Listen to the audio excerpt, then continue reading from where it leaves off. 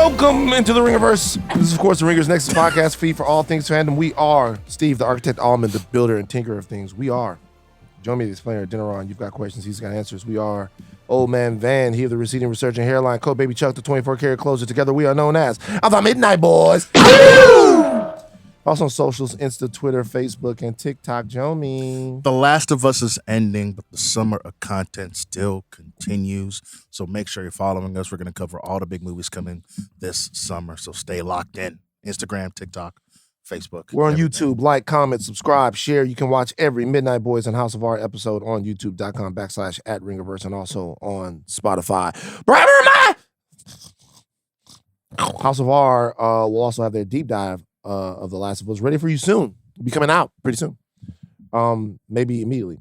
Also on House of R feed, they will be revisiting Rogue One with special guest Chris Ryan. Chris Ryan is in his Tony Gilroy Andor victory lap phase. Yes. What movie were we talking about? We were talking about some movie. And we were talking about whether or not we liked the movie. And Chris went, it's Gilroy. Of course we like it. Michael Clayton? No, it wasn't Michael Clayton. It was something that Gilroy did. One of the Bourne movies? Bourne Legacy. The fourth one? Yeah. Bourne Legacy. The one with Jeremy Renner? Jeremy Renner one. He did that one? Gilroy did that. Really? He directed. I'm not sure if he directed it. Oh my goodness. Gilroy did Bourne Legacy, and we were getting ready to shit on Bourne Legacy, and Chris Ryan was like, no. How dare you? It's Gilroy.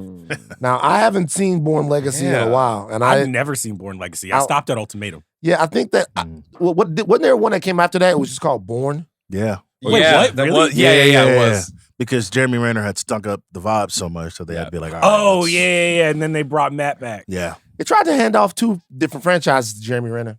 Didn't work. Mission Impossible 2. Yeah. That was tough. Here's the thing. Jeremy Renner, there was a point where Hollywood was just like, this is our new movie somebody star. pops and they just keep going. Yeah. He was the man.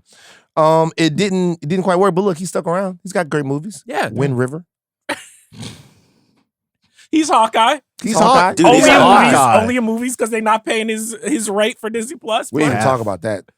They tried to fuck over Jeremy Renner. Half, man. He said, y'all think I'm half of what did he say? That was a great half joke. a That was person? good. I'm half a person because I got ran over. Also, shout out, bring back the Jeremy Renner app. You know what I mean? It's What's gone? that? Bring back the what? Jeremy Renner app. Wait, they took it away?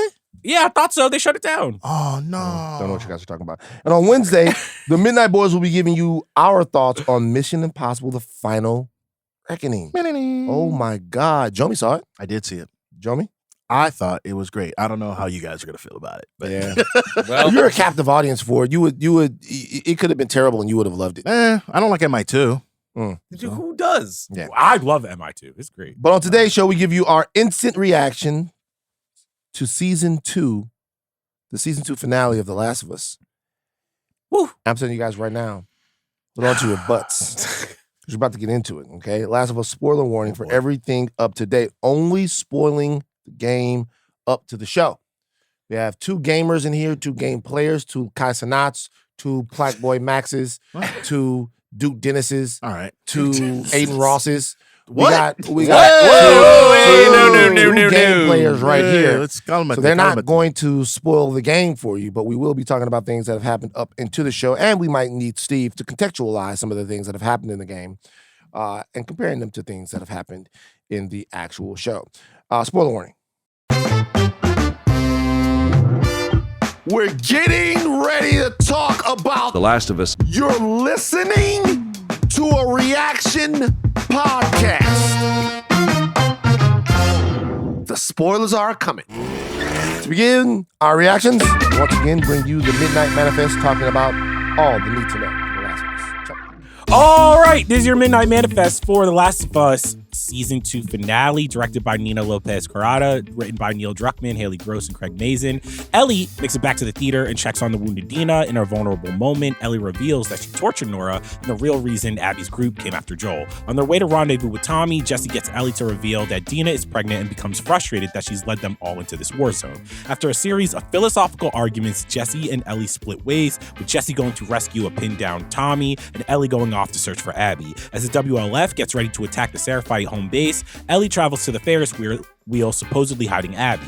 When she arrives at an aquarium, she finds Owen and a pregnant Mel. When Owen pulls a gun on Ellie, she fires her gun, killing Owen, Mel, and their baby. Tommy and Jesse find Ellie and return to the theater. After making a plan to escape back to Jackson, the group is ambushed. Abby kills Jesse and has Tommy dead to rights, and then we get a flashback to 3 days ago from Abby's POV, hinting at the thrust of the third season. With all of that out of the way, instant reactions for this episode. Van. Okay, let's start story and get into what we thought about the episode later on. Because I gotta let you guys know, you're gonna need to take some cover. Okay, Third shooter. Let's Grassy talk, knoll. Let's talk shoot. Let's talk story. Wait, so you Tommy with the sniper, you got him pinned down? You got to pin down. got him pinned down. He's got him pinned down. Okay. Okay. So we're back in our main story. Yes. We had sort of a breather episode, but probably the best breather episode in the history of the best one I've seen in a long time. Now, Charles, did you feel getting back into the story? Did you feel a little pulled out of it, or were you like, okay, you're the tension from the last time we saw Ellie and Dina and Jesse? Did it pick right back up for you? Did it take you a while to kind of get back into what was going on? Oh, it took me a while to kind of get back into the story. If anything, I felt like this season finale almost reminded me of the House of the Dragon season finale, where it's like there was so much story to get to and there was so much stuff to fit in, where it almost did feel very staccato and choppy. I think the best example of that is like there's one moment where it's like Ellie gets captured by the Seraphites, and then they're about to kill her, and then their like base gets exploded. They're like, oh, well, we gotta go up there, and they drop, and then like Ellie just keeps going to the aquarium or Ferris wheel, where I was just like, this episode, there's so much happening, and I was just like, where do I latch on? Am I latching on to the Jesse story? Am I supposed to be latching on to the Ellie trying to get a revenge? Like, which way am I going? So, okay, yeah. Well, I'm gonna get on Jesse. We're gonna talk about Jesse real quick, or bring the men boys in so we can talk about Jesse in this episode, because I felt like he was one of the most important parts of this finale, being that he kind of reoriented things back around what the real stakes of the world are and what actually Ellie is doing and kind of, what Dina's doing. But I will say something about that scene that you just mentioned with the Seraphites and Ellie. That's a useless scene. Yes.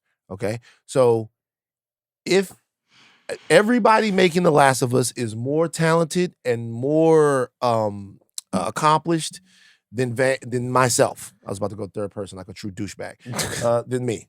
That scene is useless. If she is going to be taken in by it's kind of some of the problems I have. If she's going to be taken by the Seraphites and then she is not going to be killed, we know she's not going to be disemboweled by the Seraphites. Yeah. We know that that's not going to happen. The only tension in that scene is why and how she's going to get away. And for her to get away because of a distraction of something happening back at home, it just doesn't tell us anything about her. It doesn't really tell us anything about them. It doesn't push a story forward at all. It's just something that happens. She just gets captured by the Seraphites. She's about to get disemboweled. She doesn't because of an alert that they get through their warning system back at where they are. It just means nothing. Now, if Ellie in some way kills all of them, or if somebody recognizes her, or if there's something that happens that is story related that makes it to where she escapes this, right? Maybe if they saved the kid earlier and the kid recognized, then maybe that scene means something. But that's a useless scene for her to just be set free for like no reason. It is. The scene I had a problem with was the scene where her and Jesse take cover, and the WLF is chasing the Seraphite kid, and Ellie's like, I'm gonna go save that young boy. Jesse's like, no, there's 6 of them. There's 2 of us. We have like bigger fish to fry. Let's not do that. And then her whole thing is, nah, he was a kid, man. We could have taken him. It's like, yo, Ellie, there are bigger things at stake, and you know this. That's even more offensive. We'll come to that in a second. Talk about Jesse. Jesse's back. He's learning so much in a short amount of time. Right. Poor bastard. Okay. Yeah, it's real tough. It's like he obviously he's gonna figure out that Dina's pregnant. Dina not trying to drink. Actually, well, it was great that she was like, "Oh, you're guessing? Oh, fuck! I just said that she's pregnant." All right, so Jesse's back in the show. What did he add anything back into the narrative here? This is in a way almost his episode in a way. It is. It's really fascinating to see his attitude contrasted like this in the game. Jesse is a lot more of a chill guy in the game. When he shows up in Seattle, this is more of a, hey, Ellie, I'm on your side. I'm not going to let you do this alone. And we're in this together. Let's get revenge for the sake of Joel, rather than dragging those two back with him to get back to Jackson. And that contrast really puts into perspective the outright selfishness that Ellie is operating under for most of this time here. And it's my biggest problem with the finale here is that all of this kind of like delayed time of either empathy towards Ellie or consequences that are brought to roost in this finale did not have that much time to like gestate, for lack of a better term. What do you mean? The fact that this game is like, the game is like dozens of hours long, and you have the amount of time that you have with these characters. It's like the hardest thing that you have with like a book adaptation. Say like, okay, well, the fans of Game of Thrones that are fans of the books like can't nearly get as much out of the show to cover everything that you possibly need. The amount of time that we spend with Ellie and all of the things that she does in the game are nowhere near as well covered in the show, obviously so. And I think the problem comes in a finale like this, where all of these very important things need to happen and everybody's motivations need to be very clear cut and understandable. And I don't think that it was as successful as it needed to be. They are clear cut. They're just absurd. Very abrupt. No. It's absurd. Okay. Why don't you just get into it, man? No, I want you to just. I'm sorry, Just I'm do sorry. it. Go for it. Go for it. This was one of the most frustrating, most unenjoyable watching experiences I've had of any one singular episode of television that I've ever watched. Speak on it. I was furious, furious at so many different parts of this particular episode. And I think that what it is to Steve's point, is that there are things in the game when you've spent hours and hours and hours and hours playing the game that maybe connect you to the characters a little bit more, to where you understand some of the bone-headed, absolutely ridiculous choices that are made time and time again by Ellie. Ellie is simply the most unlikable, most unrelatable character that I've ever watched lead a show that I can think of in a while. And I'm telling you something right now. All of this is dangerous to say, because there are parts of this that are going to talk about Bella Ramsey. There's going to be a part about this that's going to talk about like women-led dramas and properties. Mm-hmm. I understand and accept all of that. And I wish that I felt differently. But the reality is, man, we get to a part in this where what Jesse is telling her how silly her revenge is, and how like totally out of whack her revenge thing is. She brings up the completely impotent situation where he let the kid die, which I was like, what? Any rational person would do. Mm-hmm. Okay? Any rational person would do. That's supposed to be a moral equivalency between her bringing, not that she knew, a pregnant Dina, drawing him and Tommy out to this entire thing. They're in the middle of a kill box right now because of her. Then later on, she gets dropped on these two people, shoots the one guy, which she has to do, shoots the other woman. The fucking reveal that the woman is pregnant. I'm like, yo, what the fuck is happening, bro? Yeah. Like, I'm like, they reveal that the woman is pregnant. I'm like, I literally was like, all right. I'm like, I'm like, yo, I'm like, bro, this is fucking terrible. And there's a. It's not terrible only as in like this is a bad time. No, this is terrible. Yo, man, that's the moment. If you're going to do that, why do we have the whole Sarah fight thing? I'm like, if she's going to be pregnant, I need a little bit more setup than just a reveal. And you'll get I'm like, all right, man. Because that's such an important part And it's just It happens like that in the game. I don't Ellie, care. It happens like I word for get word it. from Ellie the video is game, bro. wreaking havoc Yes. on the lives of people, Mhm. and nothing about her motivation to do so is resonating with me enough to go, yeah, cool. Pregnant lady dead, gut-wrenching C-section scene where we have to watch this woman die. I'm getting to a point to where, especially since this motherfucker killed 12 innocent people, that there's no rational person that could watch this show and think that Joel's life was worth all of this. I mean, I was more mad when she's basically like, fuck Jesse, when he's like, hey, yo, Tommy's about to get killed. We need to go save him. Yeah. She's just like, fuck you and fuck Tommy. I need to go. I'm My like, nigga, I'm what? like, what? So She's and like, then- she literally says, Tommy has them pinned down. Are we supposed to like Ellie? Ellie is fucking crazy, bro. There's 3 scenes in a row. Uh-huh. It's Yeah. I talked about the Seraphite scene, trying to save the kid. That scene where they're looking over the pier, arguing about Mhm. Tommy, or saving Tommy or getting Abby. There's we talk about the scene a little bit. You mentioned it where he figures out that Dina's pregnant, right? Yeah. And he looks at Ellie in the face and is like, you know how Dina said I can't die. I have to go get back Yeah. to Jackson so I can raise my kid, right? And she was like, cool, let's do that. The next scene, hey, let's go take these guys 6-on-2. Yeah. Oh, hey, let's So- go get Abby and not go get Tommy. Like, I've thrown Ellie a lot of bail over Mhm. this season. I've thrown her so much bail. I can't defend you, man. What are you doing? So this gets into probably the biggest like fork in the road by the adaptive choice between the game and the show that might actually be, in my opinion, the problem with how this finale like really demonizes Ellie. Understandably so, because she does all of those arguments that she has with Jesse, true to the game. All the things she does, killing the pregnant lady, true to the game. Everything is there. But in the game, both Jesse and Tommy are on Ellie's side to a degree from jump. Tommy doesn't go after Ellie and Dina. Tommy goes ahead of them and leaves Jackson on his own to get revenge. And they find him. Jesse stumbles upon Ellie and Dina being like, hey, I'm not going to let you do this alone. We're off to go kill Abby. And then after all of these things happen, after finding out Dina's pregnant, after finding out that they've killed another pregnant They woman, decide they want to leave. they're like kind of tiptoeing back. They're like, all right, guys, we're getting this is getting hot and heavy. That change completely demonizes her character. It does.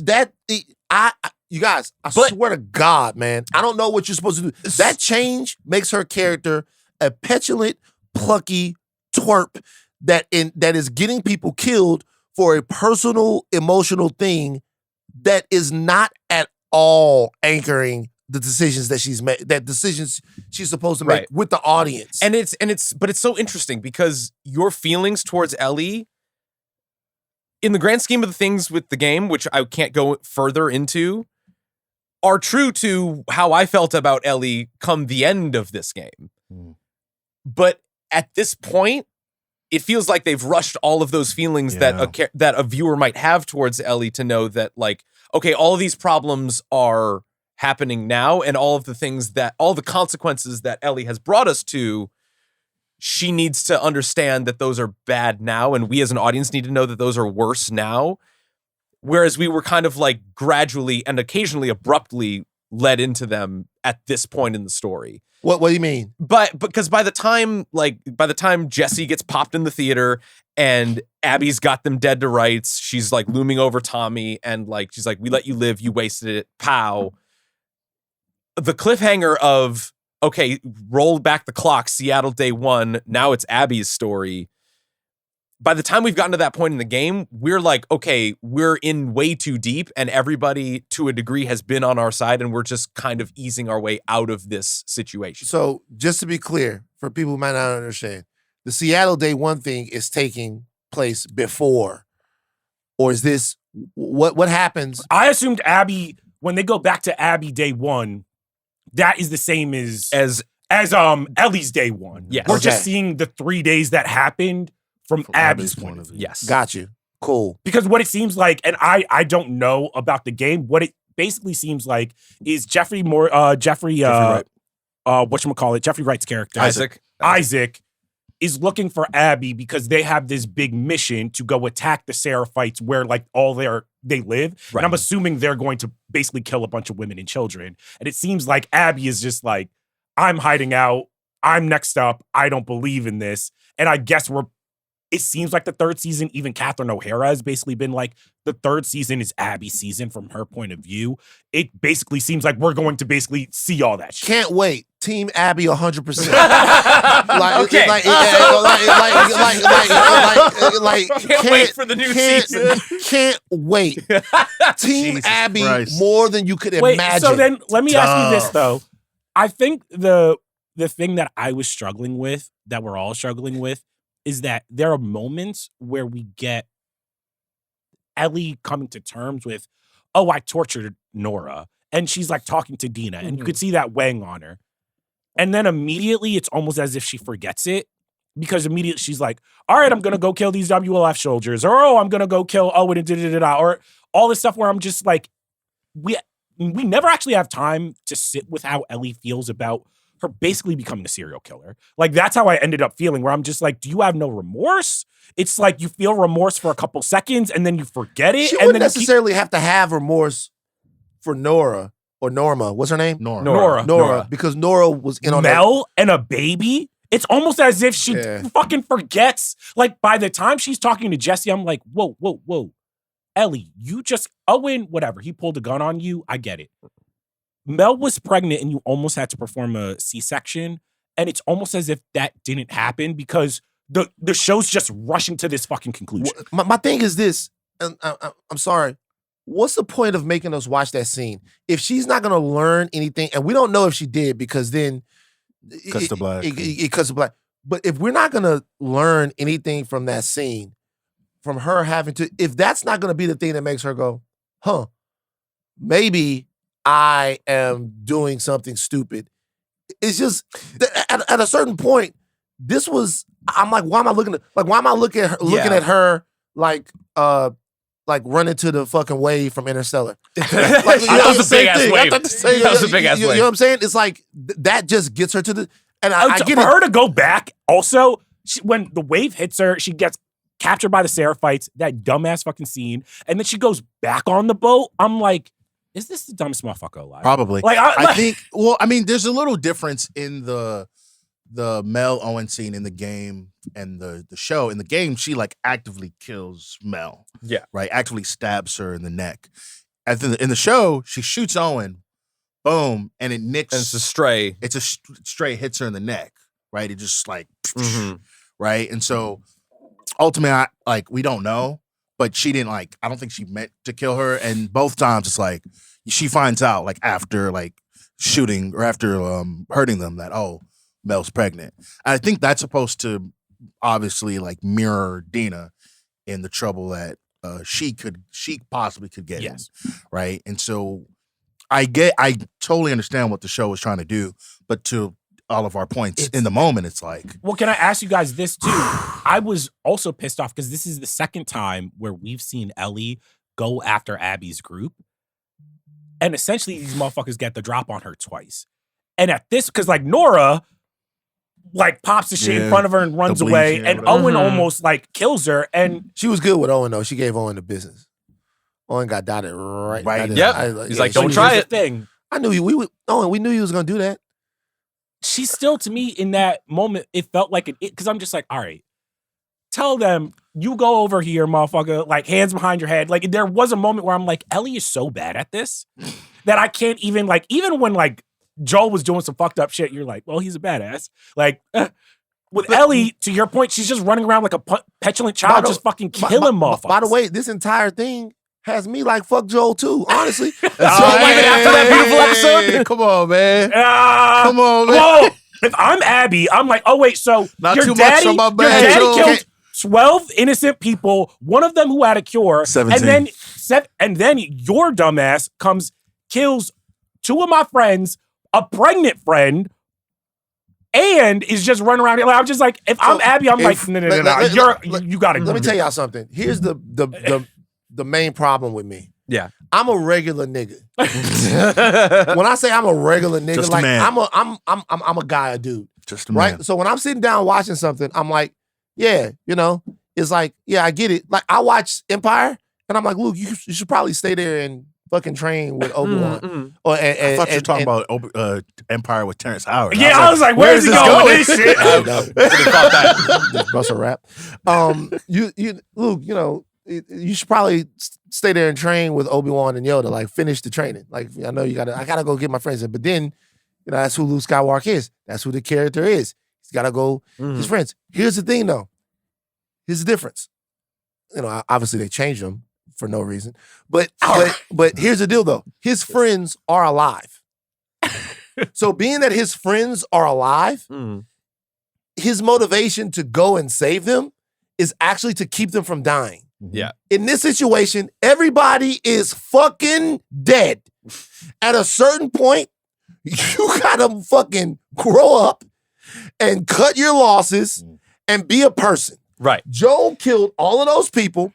His daughter is gone. Yes. And Ellie, and look, if he was gonna do that, it's fine. He set up. This is in a fucking world where they have actual problems. The spores have gone airborne. All of this stuff is happening. These people are being driven to do these incredibly terrible things for the most asinine, like ridiculous reasons that I've ever heard. And I get that everybody has trauma and I understand it and I know, but like we got one dying pregnant woman, Right. Another dead pregnant woman. We got like two of the only fucking family you got left, Tommy. Like she don't be thinking about her nephew at all. Give a fuck. You got care. a kid. Yeah. And like this character supposed to be likable? I think ultimately it falls on the writing, really. The more that I think about it. I don't think this is Bella Ramsey's fault. I don't think No, this is Bella Ramsey's Not fault. Bella Ramsey. Oh, Bella Ramsey's fantastic. I'm not talking about No, like, I wasn't saying, here's the thing to your point, and once again, everybody who works on the show super, super talented. With all, like, I like parts of the show. I just think there was a point where I was just like, this is not, to your point, this is not realistic. There's a difference between playing a video game and watching a show, especially on HBO. And I just could not invest in any of their choices. I'm like, there is no possible way that these many people would make these many dumb decisions without being like, hey, yo, they're, like fucking Jesse says, we're in a fucking war zone. People are getting disemboweled. At any given point, I'm like, Ellie, grow the fuck up. She's incapable of seeing the bigger picture, and like at all. And that's all of your feelings are like true and valid, and all of those things are kind of in line with kind of the message of the game and the story that happens. But as a like, but compelling, she's not as annoying though. Like, but not that bad. And as a compelling episode of television, I think it kind of failed at that. To be actually driving those things home without having any empathy for our main character, while she subsequently cuts off her empathy to every single thing that happens around her, with only kind of marginally coming to Jesus, like at the very end of something, and then only to be cut short, and then cliffhanger ending, we gotta reset the clock. It also is frustrating too because Dina throws her bail. Jesse throws her bail. Tommy throws her bail. No matter what she does, no matter what Ellie does, they're like, Jesse's the ultimate homeboy, Gets a girl pregnant. It's like, yo, I know that's, we had a thing, but ultimately you feel a certain type of way about her. Hey, I get it. Nah, he said he's like, I didn't go with my true love. So. Exactly. Right, That's that all Canadian you, player, you know what I mean? But even that though, to be honest with you, if I'm a feminist. So all the best ones say that. Say, man? Having him be the pragmatic, focused leader who is putting duty and honor and duty and honor, whatever, ahead of all of his actual feelings and the safety of other people and all of that, and having her be the emotional, half-cocked, right. Those are very, to me, anti-progressive archetypes of men and women, and I am surprised that in a scene where you have him coming in and saving the day and preaching to her about the bigger picture, preaching to her about what safety and what focus and what leadership means, that they're going to have her occupy the space where she just goes, no, my feelings were hurt, so everybody has to be in danger. Yeah. That's an odd choice. And it's so odd because, again, I hate to keep referencing the game, but like Jesse and Ellie are way more chill with each other. Yeah. They're way more but it makes more sense for the sake of the story that they were telling in the game because of the fact that like they all happen upon that realization that they're in too deep. Jesse, when he finds out that Dina's pregnant in the game, he's like, okay, like we'll back up here, and he like makes a bid to Ellie to be like, Dina's not gonna leave without you. I understand what you guys are going through. Like in a weird way, like accepting like another chair in this like weird messed up family that they might be having when they have a confrontation about this in the theater. But instead in this, it's like, okay, you're being and like, it's understandable because everything that has been leading up to the show, as far as Ellie's attitude about this is concerned, he's right to act the way that he does. I'm so curious as to why this choice was made, I guess for the sake of time, but only to really be the detriment of our main character and then everybody else around her being like, you're fucking up and this is all your fault, rather than a community of people who are wrapped up in kind of the same feelings that she has, all realizing just before her. I mean, is there a level of this show where, to me, Jesse, like I love Jesse's character. I love that he was in this. But him, Tommy, Dina have started to feel like NPCs to me, and a lot of this has started to feel like fucking cutscenes, where it's like, instead of us learning about Jesse and like maybe seeing him go to rescue Tommy, and like seeing Tommy and Jesse go after the two of them and see any of their storyline, basically what we get is Ellie fucks up, Jesse or Tommy comes in to save them. Literally, we never really see anything about their internal struggles or their life that's not centering her. And I get that in the video game, you're playing as Ellie, so that makes sense. But in this, I started to feel as if I was just like, you're kind of doing a disservice to the other characters, because I'm just like, and maybe I'm Andor pilled now, but I'm like, I would have liked to see more of Jesse's story. I would have liked to actually see more of his scenes and more of Tommy.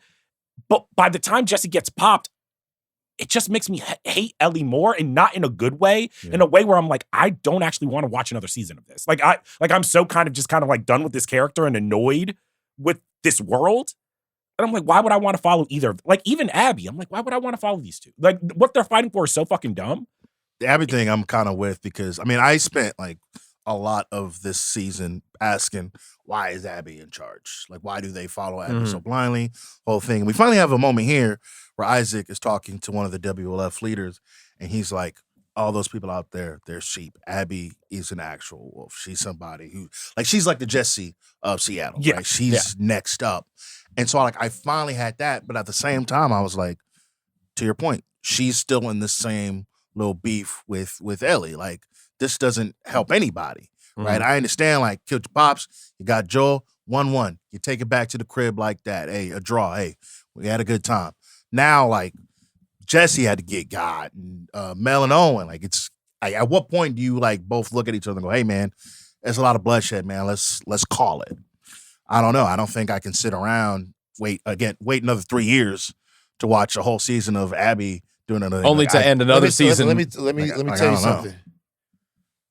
I'm gonna get a fucking tattoo of Abby. Okay. now Abby's biggest fan right here, man. Team Abby. You should really play the game. Team Abby. I don't give a fuck. I'm not fucking with that shit. I'll never play it. Like it is. I'm hate watching now. Like it's at least Abby. Now Abby made the same dumbass trek to get revenge as well. Sure, right? Yeah. But at least Abby had a legitimate fucking reason. Mm-hmm. I gotta be honest with you. Ellie doesn't? No. Not anymore. No. I will say, and not anymore. She doesn't. What? She doesn't have a legitimate reason. She doesn't have a legitimate reason. Well, can So I ask she you never guys, did? Well, can we, if we go rewind back, was it a mistake in the last episode because it's a little bit ambiguous in the game whether Ellie would have actually been the cure. Now that I think Druckmann and Mazin, I think more so Mazin has basically been like the story choice to be like, no, actually there could have been a cure. Yeah. He's come out and said that's like a change that we made. To your point, I think that fundamentally changes the story because now I'm just like, why am I rooting for Joel or Ellie anymore? Because when I'm looking at this now, I'm just like, both of them have made some of the dumbest decisions. And when I look at what Abby's done, I'm just like, yeah, I get that Joel loves Ellie.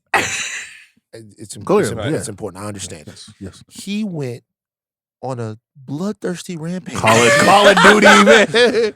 No rushing. Through a fucking hospital. and it's another thing. So with the Fireflies, let's say, don't they have to show us the Fireflies like experimenting on human beings or something like that? Were they doing any of that? Were they like they were trying and failing? I know, but don't they? Because like he went on a bloodthirsty rampage through a hospital, killed a whole bunch of people for one person. Yes. Because I get it, I understand it. It was a beautiful relationship. They fucking played the guitar jam sessions together. Yeah. All that kind of stuff that, right? They saw the guitar. I get it, I understand it. But when them people come looking for revenge, it's like, all right, my nigga. Like, I mean, like when they come looking for revenge, it's like even Joel was like, hey, you remember Kill Bill? Yeah. When that little girl gets old and comes looking for the bride, we can't cry for the bride. No, we can't. We get why you did that, right? Yeah. But the little girl seen you kill mama in front of her. By the way, the little girl at a certain point, if she found out what her mom did, just to let you know, she came in the wedding and killed. See if I found out some shit like that. Right. God rest his soul. See if somebody, see if I found out some shit like that. Hey, just let you know, Pops walked in, murdered everybody in the fucking church at a fucking wedding, killed pregnant lady. I'm gonna be like, nah, that nigga. Okay. You know what? Yeah. You gotta go. All right. Okay. You got me. Cool. Yeah. You know what? You want to have some coffee talk because we can still be friends. But really, you just getting to a point of more upping the stakes of terrible shit. Yeah. Yeah. And who's gonna say enough? And that's ultimately the point. That's the whole point of the story. Like same with the Seraphites and the WLF, like the most recent reason, the cyclical nature of revenge and all of these things that ultimately will just end in death and destruction. They're not doing it well. I understand that. Yeah. And I agree. They've given me the pluck master. Well, and Ellie reminds me of when Damien. Do you remember when like Damien was introduced to Batman? Yeah. And the rest of the Robins were like, hey, yo, this nigga is fucking killing people. Like, he got a sword. He got a sword. They like, yo, dropping Bruce, do something. And Bruce is like, nah, that's my son. That's my son. Like, he's like, no, that's my that's son. why Damien beats the shit out of Tim Drake. He's like, I'm your son too. But he's like, yeah, but he's blood. That's how I feel about Ellie. I'm like, think about it. If I'm Abby, I'm like, all right, so let me get this straight. So, yo, daddy kills 17 people and is a serial killer. Now you killing pregnant people, coming up in my hood and shit. I'm like, I'm doing a service to the world. Right. Like, we need to get y'all two motherfuckers out of here. Well, they gotta, because right now, if we really thinking about it, Ellie is up 3-2 on Abby right now. So Abby got to get one more. It's not the finals. Like this is no. Well, you got it first to 4, right? So ultimately, first to four, right? This is and then they call it a quits. swing game 6 right here. Right. We have the Abby's home turf. It's either Ellie get the job done in 6 or we go to a game 7. Right. So Abby's got Jesse and Joel.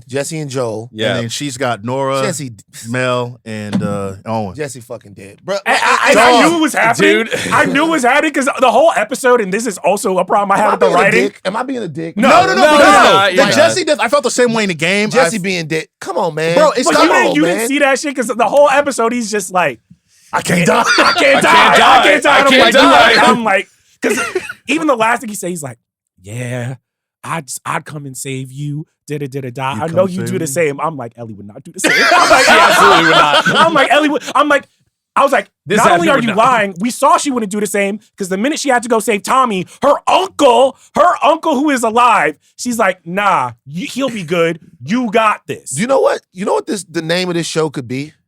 This show shouldn't be called The Last of Us. This show could be called Mad Bastards.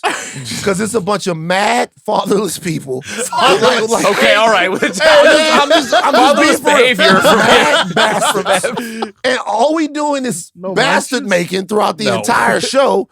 Like now, Jesse got a little bastard. Like that's mad. They gonna be mad. Like, but what's gonna piss me off is she gonna raise right now? Is she gonna raise Dina? Help Dina raise Jesse's kid? Because if I'm the kid and I grow up, it's like, how did my dad die? You're not gonna believe this. This was crazy. So, well, he got shot in the face. And it was my fault. They're gonna say that. You can't say that. Why?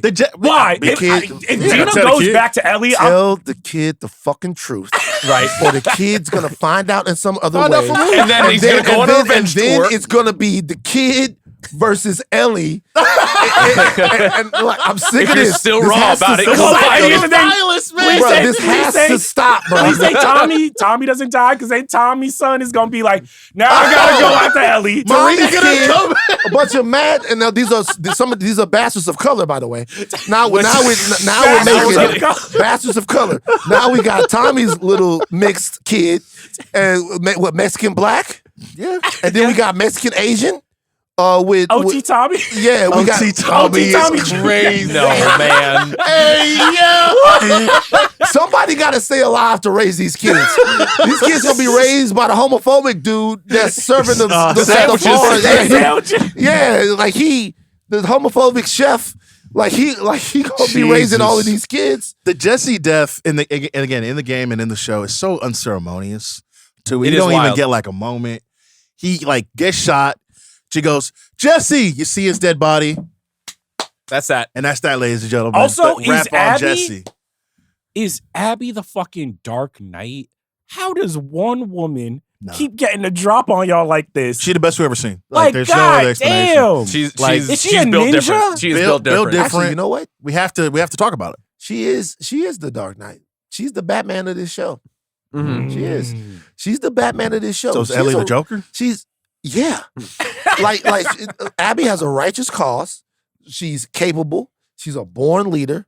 Like, she's the Batman of this show. I will say that- people talk about the brutality of the character in the game, Mhm. and I haven't played the game, Mhm. but from what I heard, that she brolic as fuck. Yes. Abby, All right, yes. because I saw a picture of, and this is not anyway. I saw a picture of Brock Lesnar's daughter on Twitter, and people were like, "This is what Abby is supposed to look like." Brock Lesnar's daughter is clearing this entire fucking room. By the way, Yes. Right. she's a wrestler. You Yes. see her? Yes. Yes. I saw the same image. She was doing shot put, right? Or something at a college or whatever. Bro, that's what I'm talking about. Way to go. She out there doing her fucking thing. I mean, this is gonna go bad in like 5 seconds, but it's like, but so apparently she's supposed to be a big, brolic, Yes. destructive force Mhm. in the game, whatever. That's just not how she's coming off in this show. I mean, She's coming off as somebody that was heartless to Joel, but I get it. But also, you compared her to Batman. Batman doesn't kill people.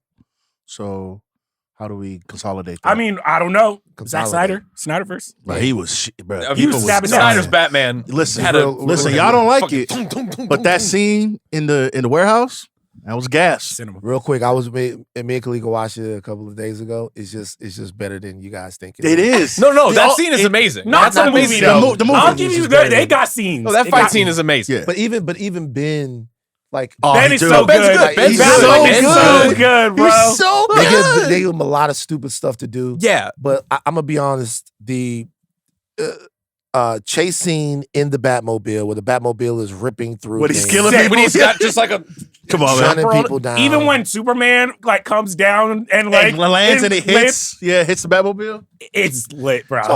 so we'll get back to The Last of Us, but here's my thing: Batman is really brave, bro. Yeah. Because we Yeah. watched that movie. The movie makes no sense. No. The cut that came out makes absolutely zero sense. But the cut The Ultimate Edition.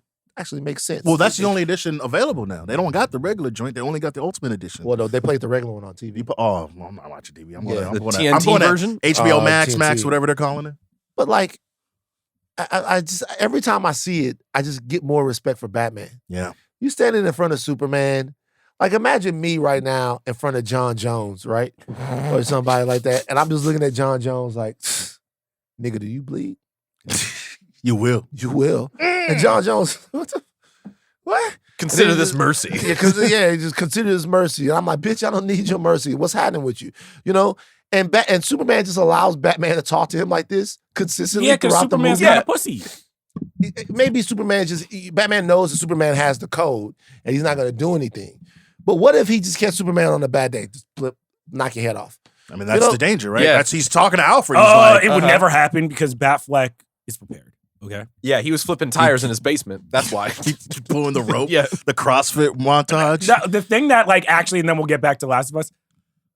Corn Sweat and Pattinson, could they ever give us what Batfleck and Cavill did, just in terms of hey yo, Batfleck Honestly, ain't going in terms of a fight where I was just like, dog, these two are fucking Brock. And both of them are too rage baity. They're too mad. Batfleck is packing Robert Pattinson Easily. up. Are you fucking? Did Robert kidding Pattinson me? even have hands in that movie? Man, Yeah, he he had. did. Yeah, he At the did. beginning, when he was finding them goons at the beginning. Yeah, He was good. That having was trouble with some fucking 16-year-old fucking. Yeah, it was year one. He was I hate to say this, GD. but Robert Pattinson is an Edward ass Batman, man. Nah, man. He's come a- on. He's emo. He is. He's But an that's the Edward point. Adams. And But but here's that's the the thing point. too. We've At been the seeing eyeliner through the the whole thing. trailers. Corn Sweat be getting his ass kicked too. Him and Pattinson be getting their ass kicked in these movies, bro. Well, I mean, they have to, right? It'd be one thing if they were just soloing dudes, the whole thing there's no All right, interest bro. in it. We You need know. to come on, get in the Come on, gym. man. I got some steroids for y'all. Let's. Steroids for Superman? What? Who needs steroids for Superman Superman? the last dude who needs steroids. This nigga is down so bad. He has crypto saving him every other scene. You need to get in the gym, bro. I can't wait. This is a crypto movie to me. Hey, yeah. So it's if- Abby's if tat I- and then crypto right here. I'm Who you taking in a fight, Abby or Superman? at this point, Abby. But look, I perhaps we will get more that rounds out Abby's character and makes her into what she seems to be in the game. My whole point was that in the game, it seems as if you get enough. I read something that said that Abby is one of the most effective video game villains that's ever existed because of how fucked up Abby is and how much brutality you see from her. There's merit to that, yes. Right. They just haven't done it yet. And maybe they'll do it next season since we're going to get a lot more of her. Yeah. But I really feel like this whole season is anchored and undergirded by the fact that you just have to believe in not only what Joel did at the end of season 1, but the Ellie and Joel relationship, which so much has happened. Mhm. So much has happened that as a viewer, in a serious way, it's difficult for me to remain emotionally loyal to that when I'm seeing there be so desperate of a cost. So can I ask you this? Because I was thinking, it seems like we're most likely getting 4 seasons. I was like, is the fundamental flaw of this that because they are stretching the fucking cookie so much? Jesus. Stretching the- Oh my God. Yeah, nah, you gotta. Stretching the cookie. That's on you. Yeah, that's on you. Is that a phrase? What? That's on you. You gotta own that one, Chuck. Fucking- You was gotta it own that one, Jack Chuck. Napier What? or Dread or something like that. Get Like, outta we're here. talking about it- That's tough. That's tough. Anyway, I'm so sad now. That's crazy. I think by the end of season 3, what we'll realize is, Nasty ass. yo, if Abby, Stretching it? oh my Still on gosh, can we be, Gotta be gentle. nigga? This is why they can't go to the House of R, bro, because you take a can't be while. serious. It's fine. You can't be fucking serious. Go over there. Can we be adults, please? I'll be. Can we be adults, please? Go listen to them. But I'm saying. Can we be just adults? Crazy. Stretching that motherfucker. Making that motherfucker Can we stretch. stop? It's made to stretch. Gotta stop. Cut his mic. Cut his mic. We're stretching the croissant. Oh wow. It's not. French. Ooh la la. Oui, oui. You're not Oui, helping. oui. Just oui, croissant. Mhm. I'm just dropping Chocolate croissant. croissant. Yeah. Go ahead. Chocolate. Go ahead. I'm done. Are you not? I'm done. Please. I promise. I'm sorry. Good? I apologize. to the audience. I apologize. Anyway, I'm assuming we are going to get enough information about Abby that is going to reveal that if you're the second up, the next up to lead these people, you're killing kids, probably, and women and children. This is a war. And we're probably going to see some of that I see. brutality I see. that you're talking about. Yeah. But to me, would it have been effective in just a season of TV where it's like we are seeing Ellie, we're seeing Abby, and we are seeing how they are both like different sides of the same coin? Because to me, this show, the failing of the second season is they're constantly hiding information. They're constantly not showing you what's happening. And they're just like, oh, you have to wait until the next season to get this. And I'm like, no, I'm not going to care in fucking 3 years. Like, just give me the story. Don't try to stretch all this shit out. They somehow do that and also show too much. Yeah. Because, I don't know if we talked about this last week. We might have mentioned it, but the scene with them at the porch where where Ellie's like, I can start to forgive you. Yeah. Is the last thing that happens in the game. It's the very last scene. It's not the very last scene. More or less the but last more or less the last What do you scene. mean the last scene in the game? It is the last thing that you see in the game. Like Period ever? Like one or two things happen. Like it's the end of the video game? Yes, at the end of the Oh video my game. God. That makes sense. Right. That makes sense. Mm-hmm. What doesn't make sense is for that to happen and then for there to be no actual emotional understanding that comes from it. Because if you accept that he did that, then you have to, there's so much of that you have to take on that I'm not so sure that, okay, go ahead. You're absolutely right. That's the point I was trying to get to, is that that's the last thing. And so they're giving us so much of Ellie and Joel to where what does she learn from that? Yeah. Like at the end of the game, I don't want to spoil anything. Don't spoil nothing. I don't want to spoil nothing. And again, you're like, okay, this explains so much of who she, like why she did what she did and why she became who she became. If it happens at the end of season 2, it's like, cool, now I get why you went to Jackson, but why are you still a dickhead? And I didn't anticipate how much of a mistake that would have been. I couldn't say really last week why that could be a mistake, but especially with a finale like this, having a scene like that in episode 6 where Ellie and Joel more or less piece it up like they do on the porch, having that happen so soon. Take that out. That was neighborhood crip. What? I don't know why. You don't want to get gang affiliated? I don't know why I did that. I apologize. Okay. I just threw up neighborhood crip for no reason. I'm not. You're not affiliated. Shout out to my nigga LJ, but He's like Kai Cenat, where he just like throws up like 6 signs. I apologize. I should have never done that. Okay. Well, I mean, now you could be a neighborhood crip. What's I'm wrong? not in any way affiliated with any Crips. Well, you just threw up signs. I don't clearly. know. Shout out to my nigga LJ. Wait, no, Shout out hold on. to You guys. just threw up. Whoa, no, hold on. You just threw up the signs. I didn't. I don't know why I did it. It was. But you did, though. You did. This actually has to come out of the pocket. No, but you did. No. I would be killed. Wait. Man, No, but I'm you did, taking though. off. You flamed out. I don't know why I did that. That's some real herb ass shit to do. I don't know. It has to stay in. I don't know. has to stay I don't in. know why I did that. That has to I swear stay to in. God. I swear to God. No, it's cool though, Okay. man. Look, we love you. Gang affiliated or not. I'm not at all. Clearly you are. I'm not at all. I got Great niggas. street, man. I got niggas from stop. Y'all. Seriously. I've been in LA for a long time. I respect these niggas. I respect all of the gangs. I'm in all the gangs. Okay. I'm with all of them. I don't know why I did that. I apologize, Steve.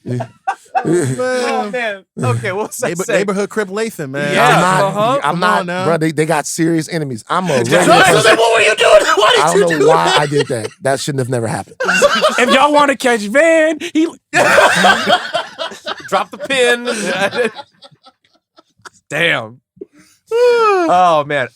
But no, like having a scene like that at the end of that episode, now immediately contrasted with a finale like this, feels really out of whack with Completely. what any lesson we might have had coming towards Ellie near the end of where the story brings us.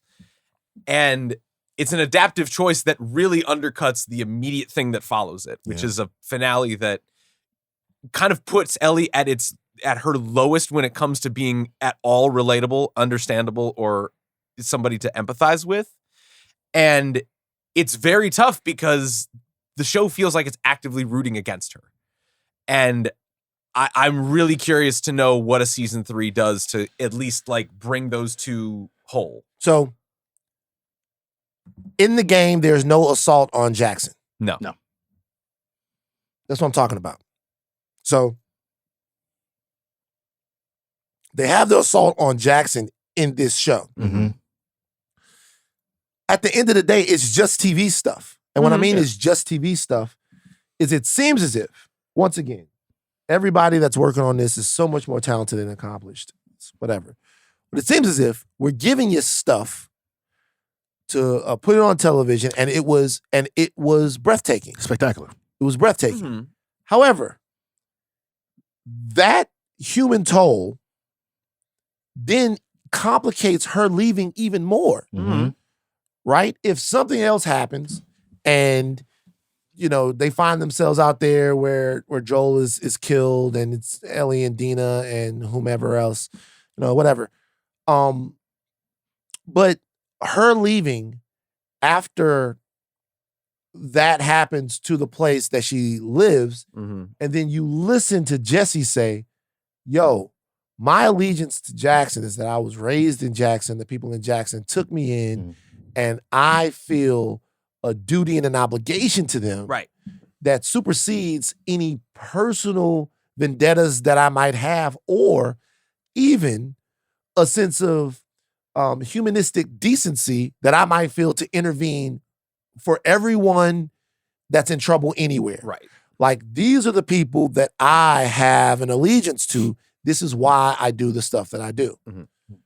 When she leaves after that, she gives the bullshit speech, which was a good speech, but, you know, which was her laundering the actual reason why she's actually going. It just makes all of it meaningless. To me, it makes the decision that she makes even harder to understand. It makes Jesse's death more tragic than Ellie's existence. Yeah, and it's so weird because like Jesse being dead is more meaningful than Ellie actually being alive at this point, because he represented exactly what you would want to have in somebody to rebuild a society in a situation like that. And she represents a half-cocked, hyper-emotional troublemaker who is exactly what you don't need for people to get back into a situation into a situation where everything can be okay. And the theme of the story, like, says exactly what you're saying. It's the fact that Ellie cuts herself off from that level of community, that level of responsibility and connection between not just one person in Joel, but everyone. The only person she chooses to care about is Joel, for all of her twisted reasonings and all of her poor justifications for doing so. It's why he's like, he was my community. You might have Jackson, I just had him. That's why I'm doing what I'm doing. And as bad as all of that is, the cutoff from there leaves her and Jesse more opposed than they've ever been in that story. At the same time, though, I could make an argument, and that's very well said, by the way. I can make an argument that there's some ambiguity even to that, because she straight up ratted Joel out and made his life harder. I'm not saying that Joel was doing the right thing.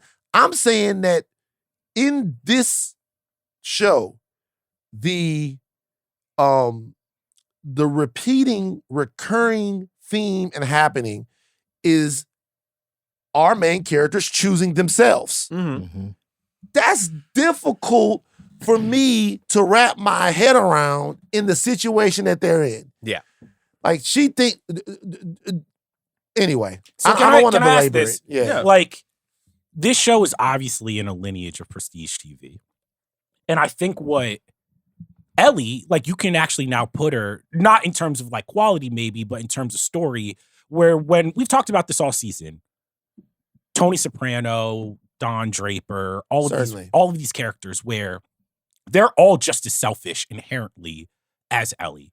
But there's something about them. Tony is smart. Like, there's a reason why he's like, he won't fuck his family. He won't fuck. He has morals where he has like a code. He has certain things where it's just like, when Tony crosses a line, it means something, because we've gotten episodes being like, oh, this is actually a fundamental breaking of who he is. Same thing with Walter, same thing with Don Draper. And I think where this story fails for me is that it never actually establishes like Ellie as a character, not only her motivations well enough, but like, what's the line for Ellie? What morally, what is the thing where I can relate? She's not likable.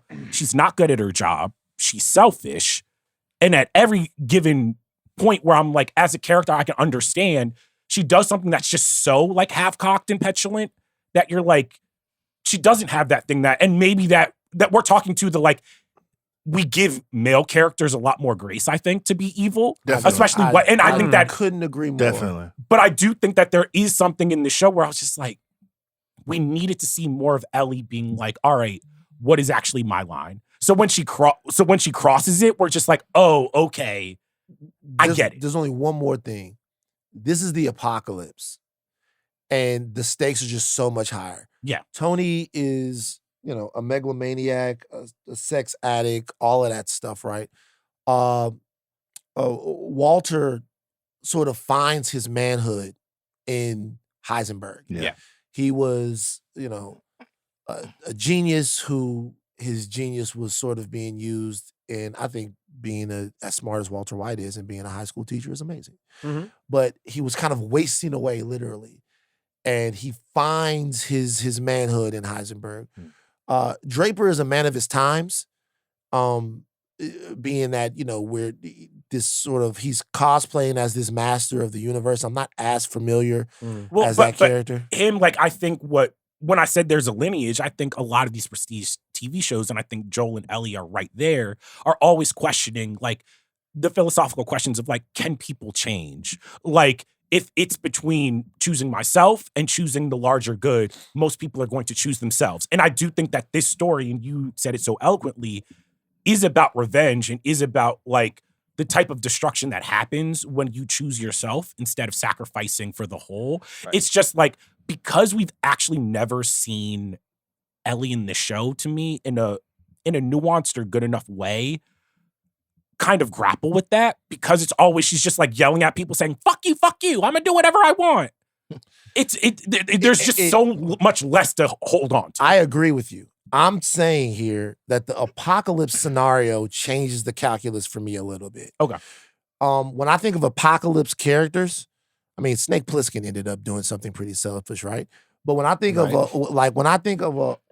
apocalypse characters, I think of Eli walking through the thing to get the fucking Bible book to San Francisco and trying to keep it out of Gary Oldman's hands.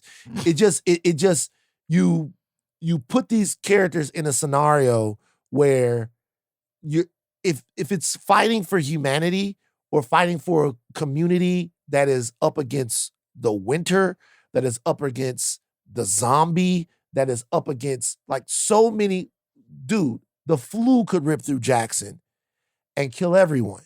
Yeah. Right? So like it's like when you put those stakes on it, and it's fate of the world, fate of the galaxy, fate of this, fate of that, that changes the calculus of how much bullshit I'm willing to put up with. Yeah. If Tony Soprano is doing all of this stuff and it's whatever, it's for the family, he's a mob guy. He's essentially evil. So it's the inverse. You're working to find the humanity in him. So you're saying, oh my God, he beats up people. Oh, but he loves his family. Can't be that bad, right? This is opposite. This is, she loves her dad, but she's doing so many stupid things in his name that it's subtracting from it. But can I ask you this? I feel like something like Game of Thrones did this very, very well, where it's like what made that so compelling is Jon is just like, hey, yo, this throne, everything y'all fighting for is bullshit. It's the end of the world. We need to band together and help. And you're watching everybody snake each other, stab each other in the back. You see Arya, you're like, yo, Arya's on this revenge mission. She reminds me a lot of Ellie. And it's just like, hey, yo, there's more important shit happening right now. Yeah. We need to save the world. The walkers are coming. And I think what Game of Thrones did so well is that they showed you that like at the end of the day, because it's a very realistic thing where it's just like the world can be ending, there could be global warming, there could be wars, there could be a nuclear apocalypse, and people are still going to try to fight over the most meaningless shit even then. And I just don't think that The Last of Us has done a very good job of locating Ellie as a character within that, because I do think that it is a very human thing to be like, I don't even care if it's the end of the world. I'm still going on this revenge mission. I think that is actually a very true emotion. It's just when you get pregnant people killed, when you get innocents killed, when you're not thinking of anybody, when you're just being a brat about it, I'm not watching. I can't watch It's this. not selling tickets. Yeah, it's just not. Midnight Meter. All right, guys, we can get through this very quick. Y'all know what the midnight meter is: 1 to 12, 1 to 10. Normal, 1 being absolutely terrible, 10 being amazing. 11 and 12 are reserved for absolute game changers. We're gonna start with the Mint Boys. Because we didn't do Last of Us on Midnight Boys originally. Because I was No, gonna ask, what did we didn't. give the season one? What did we give season 1? Oh, that was like I would have given that like a strong 8 or 9. Same. Yeah. I would have given season 1 an 8 or 9. I probably would have given it a 9. So what are y'all giving season 2? Jomi, we'll start with you. Man, this hurts because I thought it started off really strong. I think that there's a lot of, despite everything that we said, in this last like hour or so, I think there was some good in this season. But ultimately, I think the writing lets it down so much, and so I think I gotta go with the 7, fellas. I think it fell off a little bit, man, which is unfortunate because this is a really great and grand story. But ultimately, I think just some of the main reason why we're here is, it's not really the same no more. So It's a 7 for me as well. There's a lot of good in this season. I'm really, really happy with a couple of the decisions that they made from an adaptive standpoint, especially early on in the season. But again, the amount of things that they needed to, the checks that they needed to cash come the end of it really fell apart at the end. And I hate to be a slave to like just one episode. All right. God damn. All you right. set yourself up. That's twice now. That God is, yeah, damn. that was tough on me. Twice. That's all right. Yeah. Slavery talk? What set should I throw up to make up for that? Wow. Cool. Hey, you Oh, want to no, throw 3. throw up Hoover right now? Oh, throw up Hoover? Okay. I put the 3s up, man. All right. You will be killed by everyone in town. And then we gonna have to be fucking Ellie. Shout out to Can you imagine if we just go on a rampage? We're like, we gotta get back. Gotta in get blood. back for above Steve, man. shout out to Hashtag T-Rail. slide for Steve, man. Shout out to T-Rail. Shout out to Smack. Them some tough ass niggas because they got some enemies, boy. The Hoovers got some enemies. I never met a Hoover I didn't like though. Go ahead. I like them. They good, I love that. We got to get you They cool ass a niggas. Houston Astros hat, man. Oh, okay. Wear that around town. Yeah, yeah. That's there you tough. go. All right. But yeah, it feels like it starts to fall apart, even though the penultimate episode was amazing and incredibly well executed. And if the energy that came in from that penultimate episode carried throughout the rest of the season, this would be an 11 for me. But instead, there were a lot of rough patches, especially at the end. So it's a 7 for me. I'm going 7-2. It's too well made, too well acted for it to be anything less than that. It gave us the Jackson episode was fantastic. The Attack on Jackson episode was fantastic. The penultimate was fantastic. The rest of the stuff was good. The rest of the stuff was good. This finale, this would have been an 8. This finale pissed me the fuck off. I'm not gonna bullshit you. Right. Like it did. It did.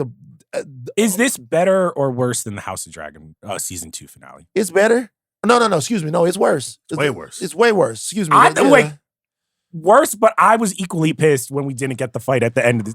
Yeah, but that's like high tier wheel spinning rather than like But I'm also chalking that up to the game, like HBO instead of giving them 8 episodes instead of 10. Like I mean, this there's but not this much. was also, if we have to be fair, this was also affected by the strikes. By the way, I am still excited to watch The Last of Us next year. Hey, your favorite. I'm not. They are. Well, they got a fucking farm inside of Lumenfield? Yeah. Wait, Lumenfield. is it confirmed that season 3 is coming out next year? Is it? Oh, I don't know about that. Because if I would be. It needs to come out next year. longer than a year and a We half really for need to this get- to come back, I just don't care. It needs to come out next year. I'm not waiting 3 years to watch. I'm Abby. still excited to, but this is a 7. It would have been an 8. Could have been as high as a 9, maybe, if they would have really given me something in the finale that I really loved. But it's a 7. Uh-huh. It's a 7. I'm gonna give it a 5, and I just think You weren't fucking with it from the beginning, though. I just think like it just feels like I got a part 1 and I'm waiting on the part 2. It doesn't feel like I got a full season of TV. It feels like they wanted to and I get it, HBO, like they have a hit on their hands. They want this to go on forever. I understand that, but like the feeling that I got was I'm like, yo, there's so much good in this, but it feels like just for other reasons, instead of giving me a full story that I can sink my teeth into, they're just like, all right, we got 2 more seasons y'all got to wait on. And I'm like, the 5 is less a quality indicator in terms of like, to your point, I liked a lot of the episodes. I liked a lot of the moments, but if I leave this season being like, I got half a story, I'm just going to walk away feeling disappointed and pissed. And I feel like I got half a story. Not to break the meta, but I love that the Charles -2 thing is like a real bit. Yeah, it's your score minus I love 2.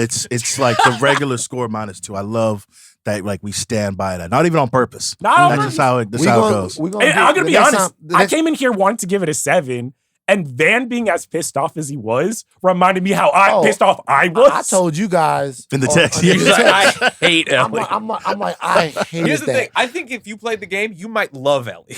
Okay, well, You look, might love Ellie. here's the deal. And this is the last thing I'll say. I understand what a difficult chore it is to adapt. Hold on. I don't understand. I can understand what a difficult chore it is to adapt such robust source material into an HBO show. I get it. I understand it. I can understand it. It just feels like there's something missing from this show that either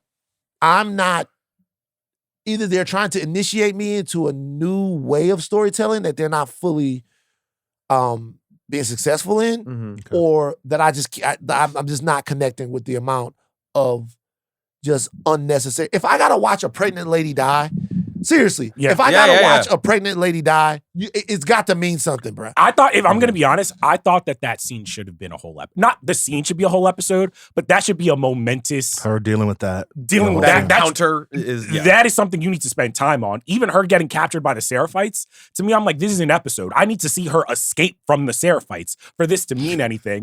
Like, It's a useless scene. Even Jesse getting popped, running to Abby, that should feel momentous instead of it feeling like super fucking rushed because we got to get to the. And I'm like, there was just too many. I was just like, y'all stuffed a lot of shit into this episode. It's grim. All right, nerd news. Yeah, for sure.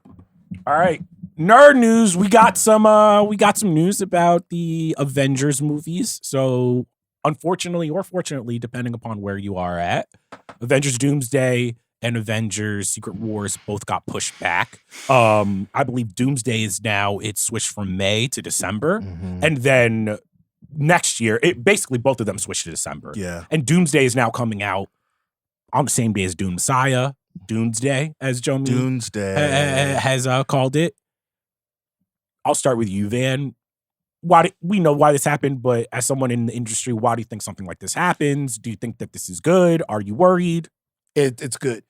They're looking at the scope of what it is, in my opinion. I don't know anything. They're looking at the scope of what they're trying to accomplish, and they're just saying we can't get it done by May. And that's a good thing. Yes. Now, it also tells you that they're being very delicate with the movie. So the amount of depends on how you look at it. They're being very delicate with the film, which is a good thing. But that also might mean that they still have a lot of story to work out. Nobody's got a script. All the actors are basically like, I have not even read a script yet. Well, that's also like because they have their pages and then No. that's it. Like they don't have they don't have a story. Uh-huh. Like who knows what the move like. Well, I mean, there's there's some story. There is something. But that's also probably they're trying to mitigate leaks and all of that stuff like that. They're probably trying to keep as much on the tuck as possible. And there's a lot of things they have to change. I think it's overall a good thing. Yeah. That date where those two movies are coming out on the same day, it's not going to happen. Absolutely All not. right. So, because those are going to be two gigantic long movies.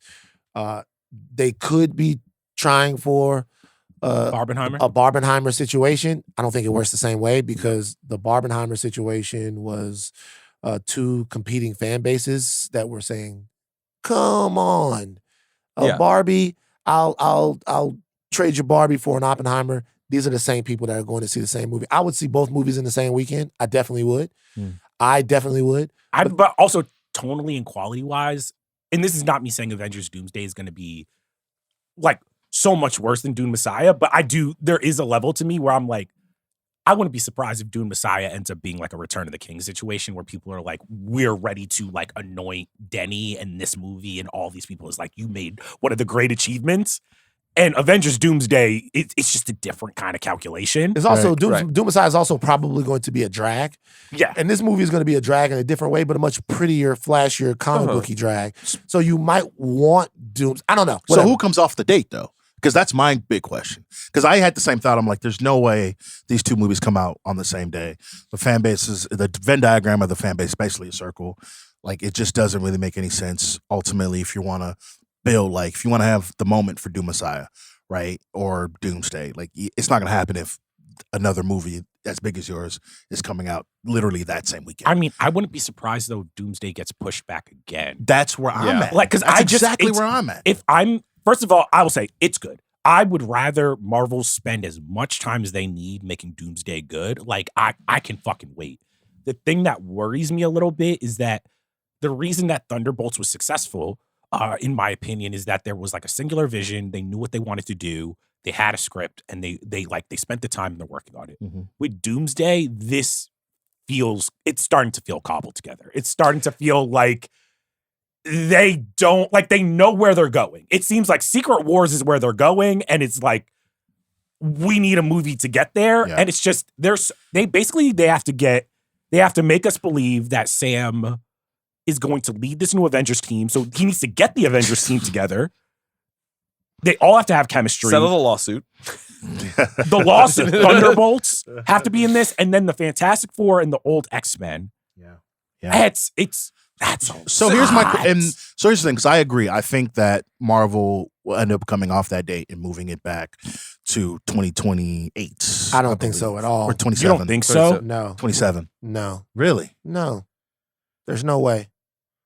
I don't think so at all. To move the movie fully to 2027, Mhm. I could be wrong. And if I'm wrong, I'll buy a big pizza and we can do a pizza episode. Sure. We sit here and we eat a pizza as we do the podcast. It'll be so fun. We should do a pizza episode. Ooh, We should do a pizza episode. Pizza episode. Oh, if we get turtles, we do a pizza episode, Midnight Munchies Pizza. What? Yeah, we do pizza Wait, episode. this is so. Did y'all see that fucking sick ass statue Nuts. of What? bro? What's you guys that? Can talking we, about? yo, Ringer, can we of Leonardo. of Leonardo? What? Well, I didn't see that. Oh, What it might have been Raphael. I think it was Of Leonardo. I thought it was Leonardo. Where? Let me Where? look this up. Nuts. It's Crazy. not. I wish the Ringer. We should buy that and put it in the fucking. I agree. But I so then if that's the case, then what from Marvel comes out in 26? That's where I'm at as well, because I think they got to It would be come off Spider-Man, of it. right? Yeah, Spider-Man comes out first now that this date moved. So Spider-Man comes out first, and then Spider-Man comes out when? July. July of 26. Right. So what I think they might be like, hey, we believe, because it seems like with all of the actors that we're seeing that are going to be in this movie, it seems very clear to me that they're doing Miles Morales. Whether he's going to be in the suit or not, I don't know. But it seems like they're doing the PS 4 or 5 game. They might be like, you know what? Let's actually blow this out and make this our Deadpool and Wolverine. We believe enough in the Spider-Man brand that's just going to be our only movie. And then we're going to get more time, because you know more about production than I do. How are they going to land this plane with this amount of VFX, this amount of actors? It seems like they're still It's a year and a half away. Yeah. That's Also, for this type of movie. Also for the For this type of movie, in a normal Marvel world, they could do it. they yeah, could. right? Like when in a everything nor- is firing. Right, when everything is fire. I just think they might.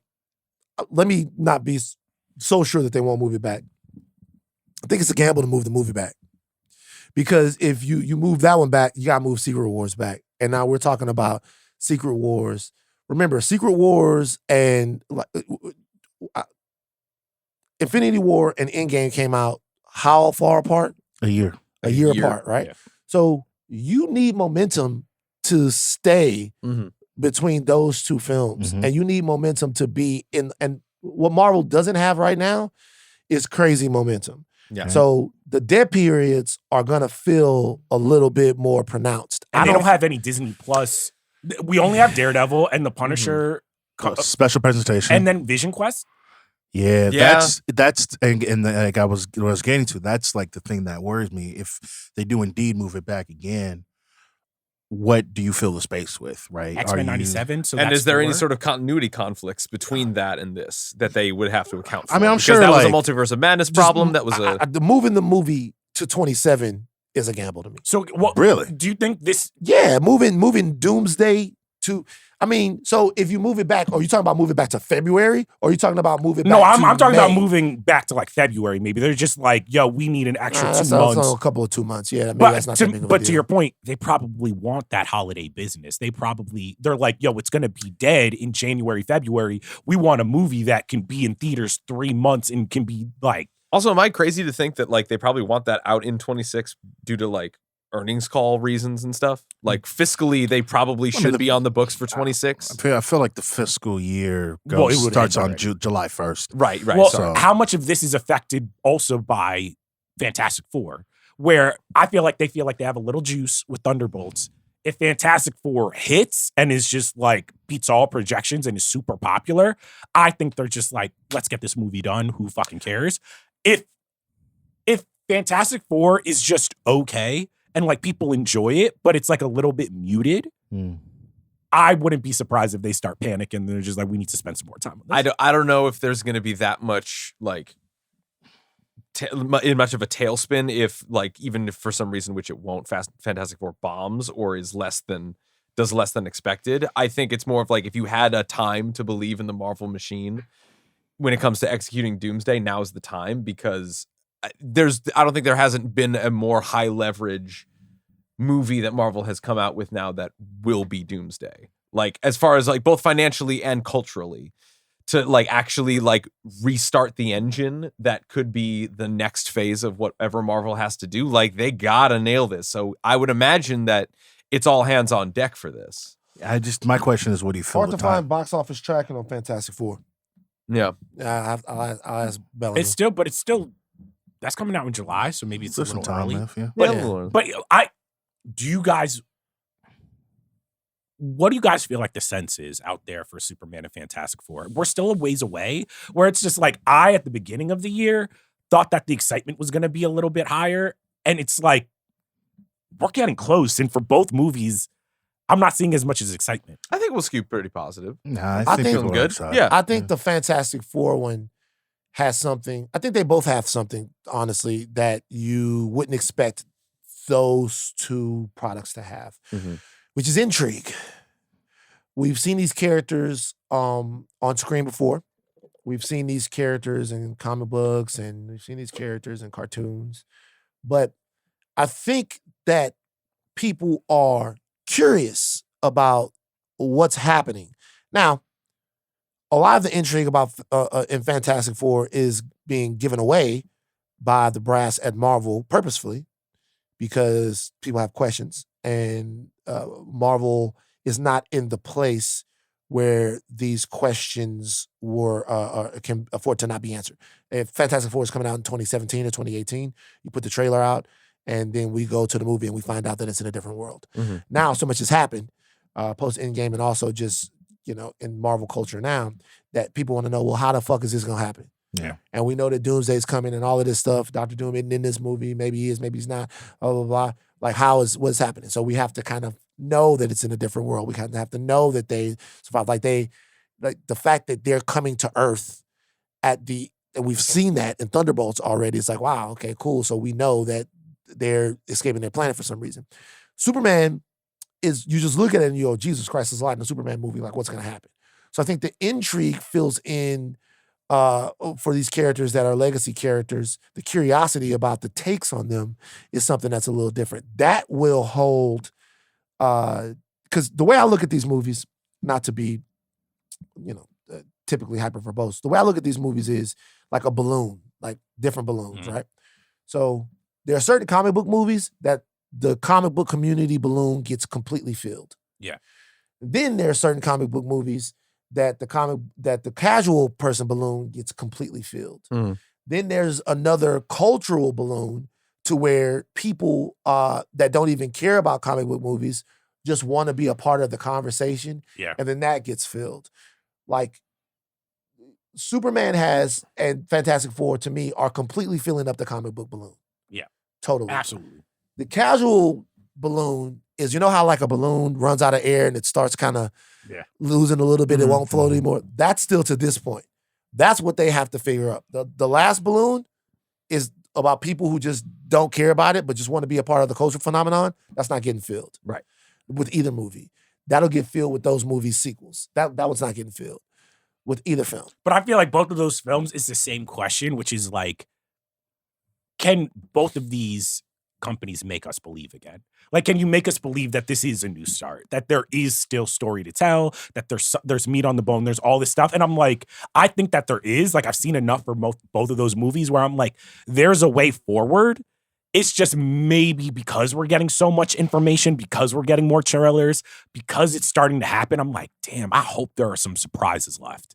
Where it just seems like they're almost so scared where I'm like, damn, I'm seeing a lot of Superman now. Damn, I'm seeing a lot of the story of Fantastic Four. They're not coming from a place of strength anymore. Right? No. So you have to put your best foot forward. You have to do way more than you ever had to do previously. Because again, like in 2018, you would have just dropped a movie and we would have been like, oh my God, I get all this stuff. In 2025, it's different now. It's complete, the landscape. Like for example, Baby different. Groot, that's something that you get at the end of Guardians of the Galaxy 1. That is something that is just like so cute that it like culturally, it's like, oh, you have to see this because Baby Groot, now there's all these toys. It feels like now with something like Crypto, it's just like, no, we are front loading this. You don't see this dog. You were going to see this dog. You got to come. And I'm like, that's the thing that I'm like tripping up on a little bit is I'm just like, yo, save some of the magic. I don't know that there's ever been a Superman movie that hasn't opened. And so this movie definitely will open, but you know, does it have legs? We don't know. Like it's James Gunn has never missed, but it feels like for some reason that people keep waiting for him to. It is interesting. Wait. Never missed in what context? Never missed since he got Guardians. Like, I mean, Guardians 1, Guardians 2, Guardians 3, Suicide Squad, Peacemaker. He hasn't really missed, but it seems like for some reason his style and his comedy are. It seems like people keep waiting for it to be too much James Gunn. Well, I think that this is a test of has the James Gunn era, because I think the James Gunn era is so tied to Marvel and the MCU and like the witty banter and the disgusting shit and the cute shit, where it's like, is he basically giving us the DC version of that? And do people still want that? Because it's seeming like, honestly, ironically, with stuff like Dune Messiah or Sinners or all of these other maybe more serious, darker takes, it seems like the audience might be a little bit like, we want less of the cutesy shit and maybe more something that's a little bit more realistic, a little bit edgier. Well, the problem with that is that, and we talked about this when we talked about the Superman trailer last week, is the fact that it's very, very, very, very, very, very different than Superman we've gotten before. Yeah. Right. And so if we want to just go back to that, we could have gone back to that. They had that in the Snyderverse. They had Henry Cavill come back in Black Adam, and bro was like, actually, let's table that. That's cooked. That's done. That's over. We need a brighter. We need a more Superman that's a Donner Superman, right? To your point. And so I don't know if that works. I don't know if a more realistic Dark Superman works, because we had it and we didn't really like it. So what do? You've completely flipped the script. Superman you turn it 180. I don't care. Superman just ain't no fucking depressed ass nigga. That's not. I mean, he can be sad though. He can be sad. Nah, bro. They tried to do that with the whatchamacallit. What was the one before Superman Returns? He was all sad in that shit too. What? The Superman Returns one with what's his face? He became the Atom on the CW. Oh, Brandon Routh? Brandon Routh? Yeah. That was a sad ass fucking movie, bro. Well, it was just like very. It took itself very seriously, but Yeah. Superman is a. Look up. And that's why when he does the look up here and that you didn't like, I was like, I kind of need my Superman to be a little corny. Nah, he seemed like he was the captain of a football team. He needs to be a little corny. Hey, buddy, coming right through that hole for you. What? Like that's how you look. Like, Coming right through what? That's what he said. That's what you say. He's coming right through what? What? Right through that hole. Coming through that hole. Wow. Stretching it out. Why did you wink at me? Stop doing that. All right. That's a wrap. This week on the Ringerverse feed, House of R will also have their deep dive for Last of Us ready for you. Also on the House of Art feed, they will be revisiting Rogue One with special guest Chris Ryan. Oh, hell yeah. Yo, CR Nation, baby. And on Wednesday, the Midnight Boys will be giving you our thoughts on Mission Impossible: The Final Reckoning. Our producer, in the Salt Factory, are Steve, the architect Ahlman, John Jones, Jonathan Kermah, and Jomi Adeniran on socials. An additional production from the Health Master, Arjuna Ramgopal. Oh my God. Chuck, take us out. Last of Us Season 2 was a little disappointing. Ellie is in the shits. We're now rooting for Abby. Shout out to all the slits.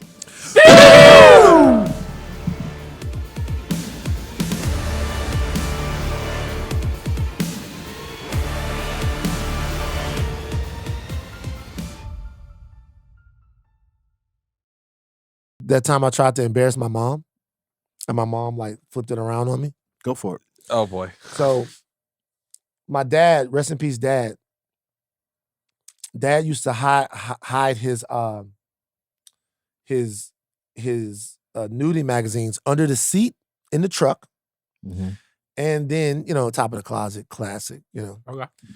So, but if you reached under the seat, if you reach up under the seat in the dash truck, you come out with a black tail, black beauties.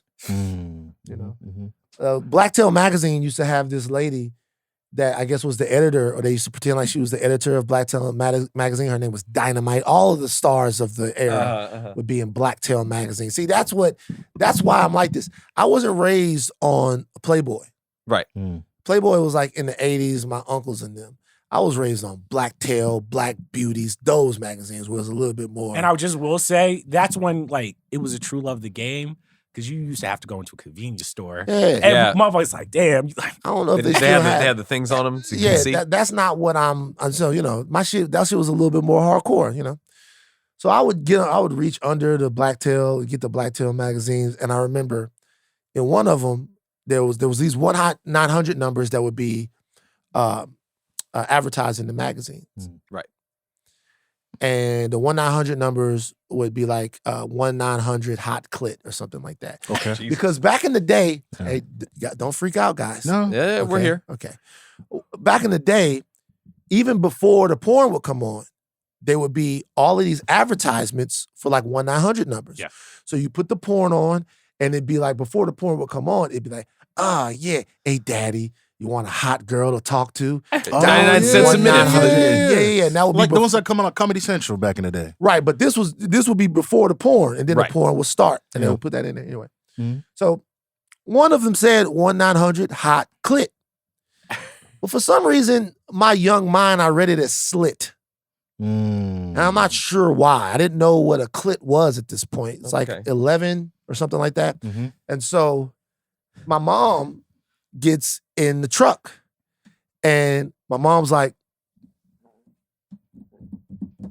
I hope you know that we're not stupid.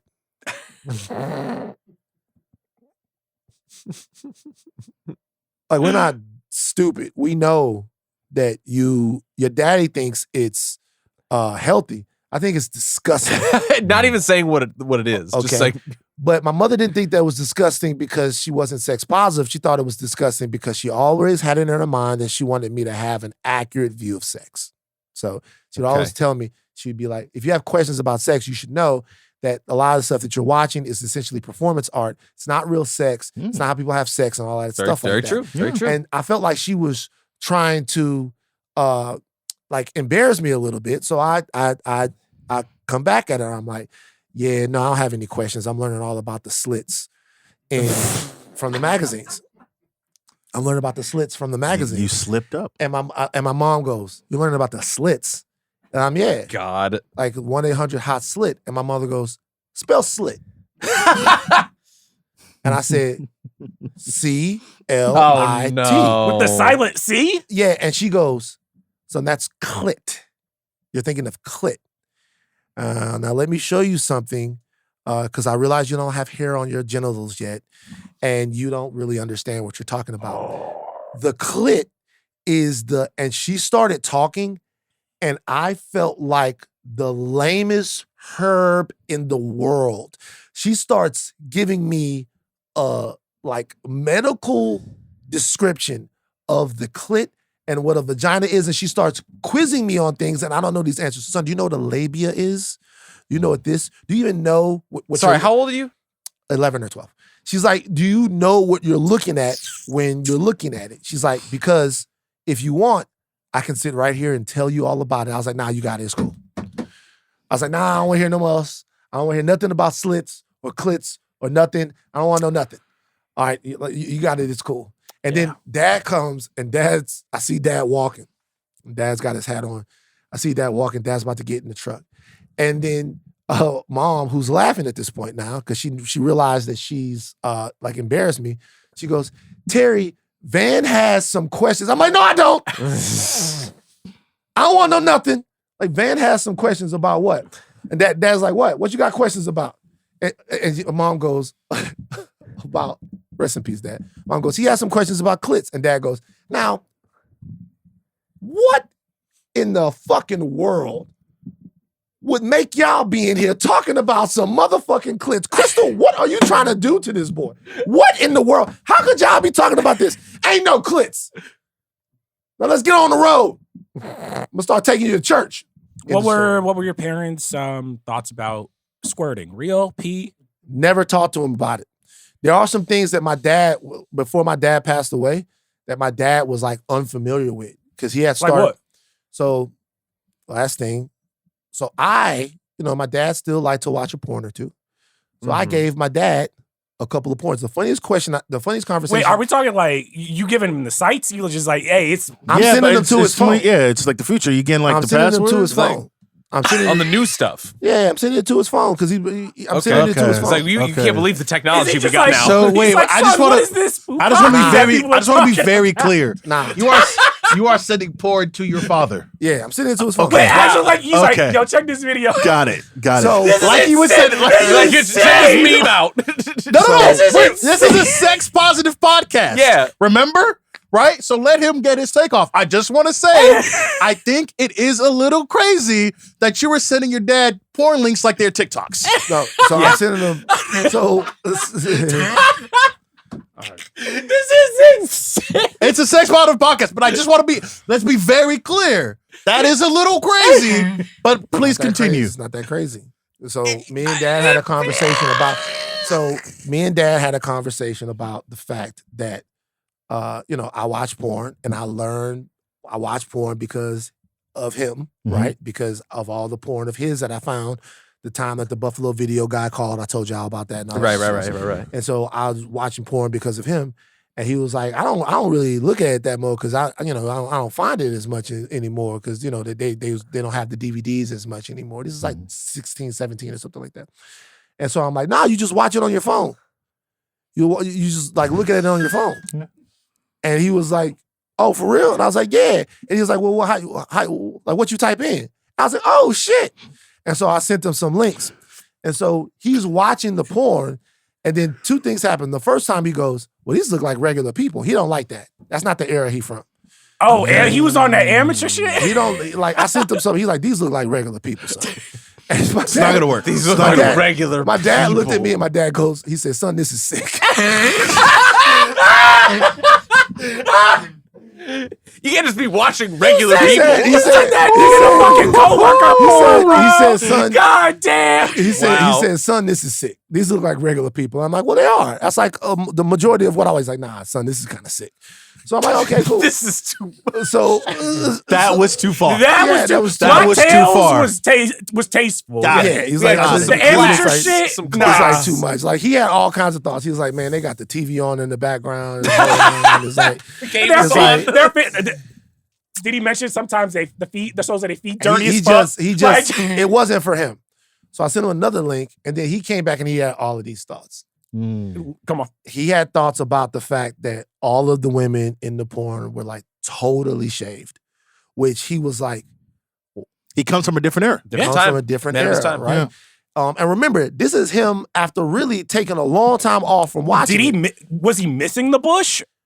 He wasn't missing it, but he had a whole thought on how his generation was actually responsible for that. Oh. That we should say thank you to them because they actually pushed that forward. And then some of the other stuff that was going on, He was like, I just remember he said, God rest my dad. So my dad was like, this one might be too rough for me, son. And I was like, what? He was like, they really rough. They handle the girls rough. I'm like, I watched some of the porn. He's like, nah, man, they handling the girls rough. And there's one girl. Your dad said this? And he said, I can't watch it when their makeup gets messed up. See, like, remember when? This is like if you stopped watching basketball in like 1994, and then you just started and watching came back in 2020, and you were like, where are all these threes? He's like, where's the back to the basket hoops? He didn't like. He's like, I can't watch their makeup get messed up. And I was like, okay.